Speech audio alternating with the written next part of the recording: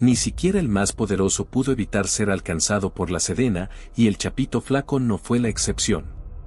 Tras un operativo meticulosamente planeado, el Chapito Flaco cayó en manos de las autoridades y fue trasladado a un centro de detención de alta seguridad. Pero, ¿cómo lo lograron? Quédate hasta el final y descubre todos los detalles. Todo inició con una exhaustiva investigación de inteligencia que se extendió por más de 8 meses. Las autoridades habían identificado que el Mallito Flaco, conocido por su perfil relativamente discreto dentro de la organización en contraste con otros líderes más conocidos, se había convertido en una pieza clave para mantener activa la red de tráfico de sustancias ilícitas hacia los Estados Unidos. Sus movimientos eran especialmente difíciles de rastrear, ya que cambiaba constantemente de ubicación y evitaba utilizar tecnología que pudiera revelar su paradero. No obstante, gracias a los esfuerzos conjuntos de la Sedena y el respaldo de agencias internacionales como la DEA, lograron construir un perfil detallado de sus hábitos y movimientos. El operativo comenzó con la localización de una propiedad en la Sierra de Sinaloa, donde los informes indicaban que el Mallito Flaco podría estar escondido. Este refugio, rodeado de terreno montañoso y difícil de penetrar, era ideal para evitar incursiones externas. El lugar estaba rodeado de barrancos, caminos angostos y una vegetación densa que complicaba cualquier intento de aproximación. Además, contaba con cámaras de vigilancia, sensores de movimiento y un grupo de guardias altamente entrenados que protegían la zona. Estos factores representaban un desafío enorme para las Fuerzas Armadas, que no podían permitirse errores en la ejecución. La primera fase del operativo consistió en infiltrar a un pequeño equipo de reconocimiento para confirmar que el Mallito Flaco estaba en la propiedad. Este equipo, conformado por elementos altamente especializados en operaciones tácticas, se adentró en el terreno sin ser detectado. Utilizando tecnología de visión nocturna y drones con cámaras térmicas, lograron identificar la presencia de varias personas armadas en las inmediaciones de la residencia principal. A pesar de los riesgos, los operadores instalaron dispositivos de escucha en puntos estratégicos, lo que permitió confirmar la presencia del líder en el lugar. Una vez verificada la ubicación, comenzó la planificación detallada de la segunda fase, el asalto. Este tipo de operativos requiere una coordinación precisa entre diferentes unidades, desde los equipos tácticos hasta los helicópteros de apoyo y las fuerzas terrestres que aseguran las rutas de escape.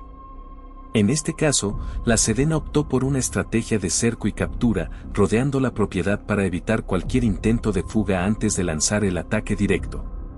En la madrugada del día designado, las tropas se movilizaron utilizando vehículos todoterreno y helicópteros con visión nocturna. Las fuerzas se posicionaron en puntos clave alrededor de la propiedad. El plan era ejecutar un ataque simultáneo desde diferentes direcciones para neutralizar a los guardias y capturar a el Mallito Flaco antes de que pudiera escapar. Las condiciones climáticas jugaron a favor, con una densa neblina que sirvió como cobertura natural para los movimientos de las tropas. El asalto fue rápido y contundente. Un helicóptero Black Hawk descendió cerca del lugar, desplegando a un grupo de operadores que avanzaron rápidamente hacia la propiedad. Mientras tanto, las tropas terrestres bloquearon las posibles rutas de escape, utilizando vehículos blindados para cerrar los caminos. Los guardias que custodiaban el lugar fueron tomados por sorpresa. Aunque intentaron resistir, fueron superados por la precisión y el poder de fuego de las Fuerzas Armadas. El enfrentamiento, aunque intenso, duró menos de 20 minutos. En el interior de la residencia principal, el Mallito Flaco se había refugiado en una habitación oculta, equipada con una puerta reforzada y paredes a prueba de balas. Este espacio, diseñado para resistir ataques, representó un obstáculo momentáneo.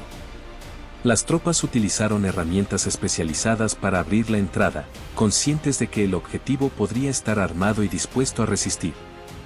Finalmente, lograron ingresar.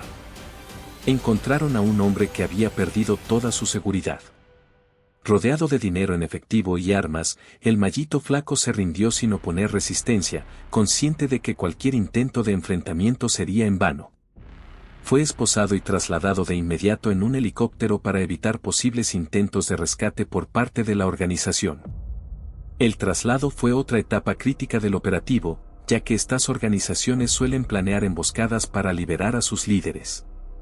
Sin embargo, la Sedena anticipó esta posibilidad y organizó un convoy fuertemente armado, además de contar con apoyo aéreo para garantizar la seguridad de la misión.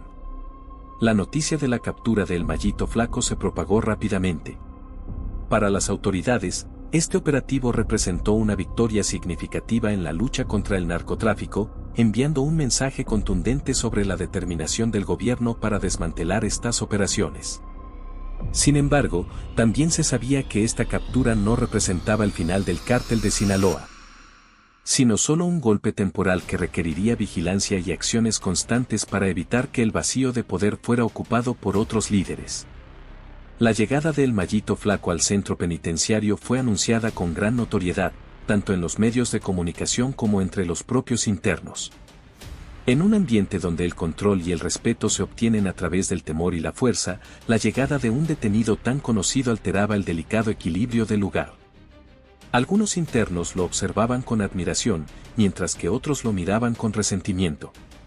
Por su parte, los custodios, quienes realmente manejan las reglas dentro de esas paredes, lo consideraban una oportunidad perfecta para demostrar que no habría privilegios, incluso para alguien de su nivel. La intención era clara: reducirlo al punto más bajo posible. El primer día marcó el tono de lo que sería su nueva realidad. Después de ser trasladado del helicóptero a una celda de aislamiento, los custodios le dieron un recibimiento protocolario que distaba mucho de ser un procedimiento rutinario. Lo desnudaron completamente frente a un grupo de oficiales que no ocultaron sus risas y comentarios sarcásticos sobre su caída en desgracia. Lo obligaron a permanecer de pie durante horas con los brazos levantados, como un acto de humillación inicial. Cualquier intento de bajar los brazos o protestar era respondido con golpes inmediatos. La primera noche en la celda no fue menos brutal. Lo dejaron sin colchón y con una manta delgada que apenas lo protegía del frío. El eco constante de gritos y amenazas de otros internos resonaba en el aire, dejándole claro que no habría espacio para el descanso. Más de una vez, los custodios golpearon los barrotes de su celda con sus porras, interrumpiendo cualquier intento de dormir. ¿Dónde está tu organización ahora?, le preguntó uno de ellos, riendo mientras escupía cerca de sus pies. Los días siguientes no fueron mejores. Cada mañana comenzaba con una inspección rutinaria, un término eufemístico para una golpiza disfrazada de revisión. Lo sacaban de su celda, lo obligaban a desnudarse de nuevo y le exigían realizar ejercicios físicos agotadores mientras los custodios observaban. Si mostraba señales de fatiga o se detenía, era castigado con golpes brutales. El Mallito Flaco, acostumbrado a una vida de excesos y privilegios, empezó a experimentar lo que significaba ser reducido a nada más que un número dentro de un sistema diseñado para quebrantar a las personas. Incluso su alimentación se convirtió en un instrumento de tortura.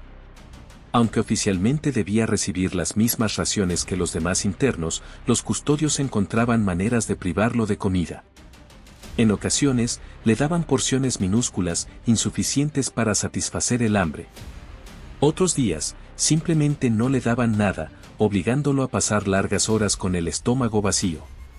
Cuando lograba recibir una ración completa, esta estaba intencionalmente contaminada con restos de comida en mal estado o mezclada con tierra, obligándolo a elegir entre comer con repugnancia o aguantar el hambre. La humillación pública también se convirtió en una rutina.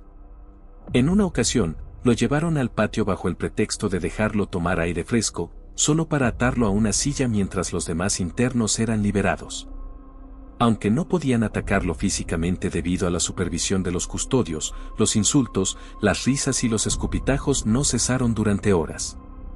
La intención era evidente: destruir cualquier vestigio de dignidad que pudiera quedarle. Pero lo más insoportable fueron los castigos psicológicos. Los custodios, conscientes de su posición de poder, jugaban con su mente de maneras crueles. Una noche, lo despertaron abruptamente, lo arrastraron a una habitación oscura y le dijeron que había llegado el momento de su ejecución. Lo obligaron a arrodillarse, le vendaron los ojos y escuchó cómo cargaban un arma detrás de él. La tensión era insoportable. Justo cuando pensó que todo había terminado, los custodios rompieron en carcajadas, dejándolo solo, temblando y completamente destrozado. Otro método particularmente cruel fue el uso de agua. Durante los interrogatorios, lo colocaban en posiciones incómodas mientras vertían agua lentamente sobre su cabeza. Un acto que al principio parecía inofensivo pero que con el tiempo se convertía en una forma de tortura insoportable. En otras ocasiones, lo privaban de agua durante días, llevándolo al límite de la deshidratación antes de dejar caer unas gotas frente a él, como si fuera un gesto de compasión. A pesar de todo, el Mallito Flaco intentaba mantener una fachada de resistencia, sabiendo que mostrar debilidad solo incentivaría más abusos. Sin embargo, cada día era una lucha cuesta arriba. Sus pensamientos empezaron a desmoronarse, y las noches, solo con sus propios demonios, eran las más difíciles. Los recuerdos de su vida pasada, llena de lujos y respeto, chocaban con la dura realidad de su presente, creando un abismo mental difícil de superar. Incluso las actividades más simples se convertían en oportunidades para más humillaciones. Al usar el baño, los custodios se aseguraban de que otros internos estuvieran presentes para observarlo y burlarse. Durante las duchas, el agua era tan fría como el hielo, y el tiempo era tan limitado que apenas lograba lavarse antes de ser obligado a salir, empapado y temblando. Estos actos, aunque pequeños en apariencia, contribuían al constante estado de tortura que definía cada minuto de su día. El objetivo de los custodios era claro, no solo contenerlo tras las rejas, sino quebrarlo completamente. Cada día en ese lugar se convertiría en un recordatorio constante de su derrota y de cómo había caído desde lo más alto hasta lo más bajo. Para el Mallito Flaco, cada golpe, insulto y privación eran un constante recordatorio de que el encarcelamiento no solo representaba un castigo físico, sino también un mecanismo diseñado para quebrar el espíritu de quienes caían en sus redes. Con el pasar de los días, su salud comenzó a deteriorarse. Los impactos recibidos, la mala nutrición y el estrés constante cobraron su precio, dejando su cuerpo marcado con hematomas y cicatrices, y su mente atrapada en un estado de vigilancia continua. Los servicios médicos en la prisión, aunque conscientes de su condición, parecían operar bajo las mismas directrices punitivas, limitándose a brindar tratamientos básicos que apenas lograban estabilizarlo. Su historia está profundamente arraigada en un entorno de carencias, falta de oportunidades y un destino que parecía escrito desde su infancia en un vecindario marginado, donde las reglas las dictaban las calles en lugar de las autoridades. En ese contexto, un niño como Mallito Flaco era desde el principio una presa fácil para las redes delictivas. Crecer en un barrio como el suyo significaba estar atrapado en un ciclo de desesperanza. La violencia, tanto física como emocional y psicológica, impregnaba el ambiente. Desde temprana edad, el Mallito Flaco fue testigo de cómo sus amigos y vecinos sucumbían a la dureza del entorno, algunos eran absorbidos por pandillas, otros se dedicaban a pequeños actos delictivos. Y casi todos se enfrentaban a un sistema que parecía ignorar su existencia. En su familia, aunque de origen humilde, las dificultades también pesaban. Su padre, un hombre de carácter firme pero limitado por la falta de educación y recursos, intentó enseñarle valores, pero las lecciones eran rápidamente eclipsadas por la necesidad de dinero y la presión del entorno. Fue en ese ambiente hostil donde el Mallito Flaco comenzó a fijarse en el mundo delictivo. A los 12 años, empezó a relacionarse con jóvenes mayores que ya estaban involucrados en actividades ilegales, desde el robo de carteras hasta el tráfico de sustancias ilícitas en pequeña escala. En un inicio, solo observaba, era demasiado joven para involucrarse plenamente, pero pronto comprendió que ese era el camino que muchos seguían para alcanzar lo que las calles definían como éxito. Los primeros pasos del Mallito Flaco en ese mundo fueron discretos, empezó distribuyendo pequeñas cantidades de marihuana en su vecindario. Aunque no era una labor destacada, le permitió obtener su primer ingreso y, más importante aún, su primer reconocimiento. Las personas comenzaban a verlo como alguien capaz de desenvolverse en un entorno peligroso, alguien que no temía tomar riesgos para avanzar. Con el tiempo, sus actividades ilícitas se ampliaron y su influencia creció. A los 18 años, había dejado atrás los pequeños delitos y se había integrado a grupos más grandes, entrando de lleno en el negocio del narcotráfico. Esta nueva etapa marcó un cambio irreversible en su vida, convirtiéndose de un distribuidor menor a una figura clave en una red nacional. El narcotráfico, aunque altamente lucrativo, era un mundo plagado de riesgos. Sin embargo, el Mallito Flaco había aprendido a manejarse con astucia, enfrentando amenazas y consolidando alianzas estratégicas. Su capacidad para mantener la calma en momentos críticos y su habilidad para entender la importancia de la lealtad y el control lo posicionaron como un líder destacado. A medida que consolidaba su poder, su vida personal se volvía cada vez más sombría. La violencia y la traición eran constantes y las relaciones cercanas quedaron relegadas. Su familia, inicialmente un soporte fundamental, se distanció mientras él se sumergía más en la oscuridad de su mundo. Finalmente, el Mallito Flaco no estaba realmente solo. Rodeado por un círculo de leales que se beneficiaban de su éxito, continuó expandiendo su influencia, aunque siempre bajo la amenaza latente de un sistema que eventualmente lo alcanzó.